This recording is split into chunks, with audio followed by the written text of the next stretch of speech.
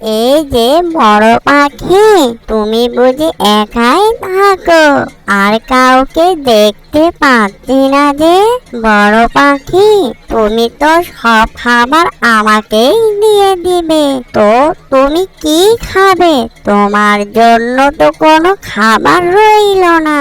তোমার সঙ্গে দেখা হয়ে বড্ডই ভালো হয়েছে আমার, তা না হলে কি পরিণতি যে হতো আমার, জানো বড় পাখি? বাহ, কি সুন্দর নদী! আর নদী দিয়ে কি সুন্দর পানি বয়ে চলে যাচ্ছে। দেখ, ভালোই হয়েছে নদীর ধারে ঘরটি করে। নদীর ধারে কি সুন্দর শীতল বাতাস, বেশ ভারী লাগছে। যাই, খাবারের সংগ্রহ করতে যেতে হবে অনেক দূরে। অনেকটা হাঁপিয়ে গিয়েছি, অচেনা জায়গায় চলে এসেছি, তেমনটা ভাবে কোনো রাস্তাঘাট জানা নেই আমার। কি যে করব, বাবাকে হারিয়ে ফেলেছি এই বন জঙ্গলে। যাক, ভালোই হয়েছে গলাটা শুকিয়ে গিয়েছে। যাই, ঠান্ডা পানি খেয়ে নি, তাহলে শরীরটা ক্লান্ত ভাব দূর হয়ে যাবে।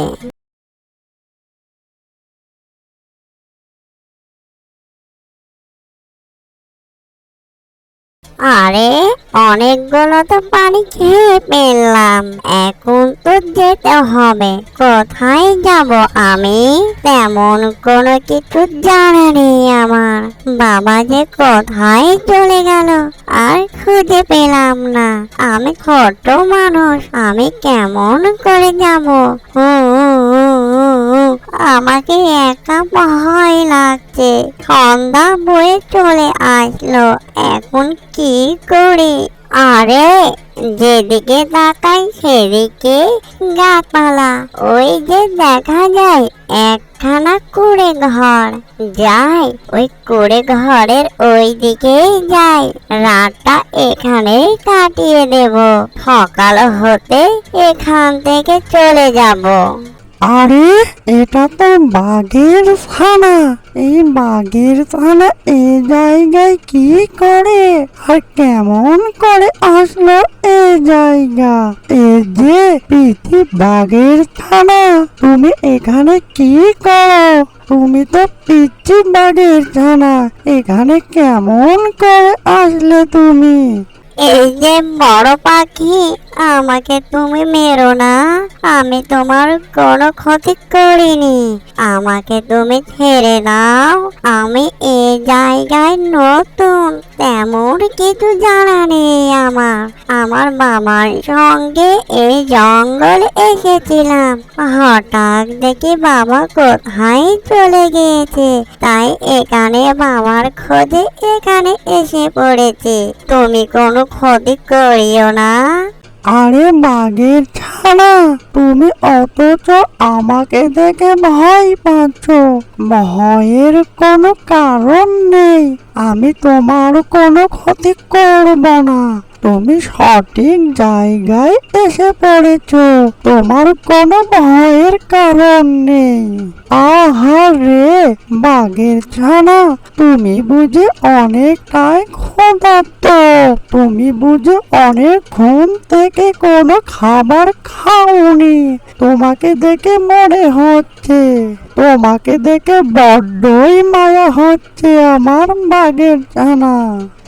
এই যে বড় পাখি, আমি কয়েকটা দিন থেকে না খেয়ে রয়েছি, তেমন কোনো খাবার পেটে পড়েনি, অনেকটাই ক্ষুধার্ত আমি। ক্ষুধার জ্বালায় এই নদীর শীতল পানি খেয়ে ফেলেছি অনেকগুলো। কি করব? এই জায়গায় আমাকে কেউ চেনে না, আর কে বা আমাকে খাবার দেবে? এই যে বড় পাখি, তোমাকে দেখে মনে হচ্ছে অনেকটাই ভালো, তুমি কি কোনো খাবার দেবে আমায়? আমি বড্ডই ক্লান্ত আর বড্ডই ক্ষুধার্ত, তুমি যদি খেতে দিতে অনেকটাই ভালো হতো আমার। আহারে বাঘের ছানা, তোমার কথা শুনে অনেকটাই মায়া লাগলো। এই যে বাঘের ছানা, আমার ঘরে তেমনটা কোনো খাবার নেই, শুধু মুড়ি আর চিড়ে রয়েছে।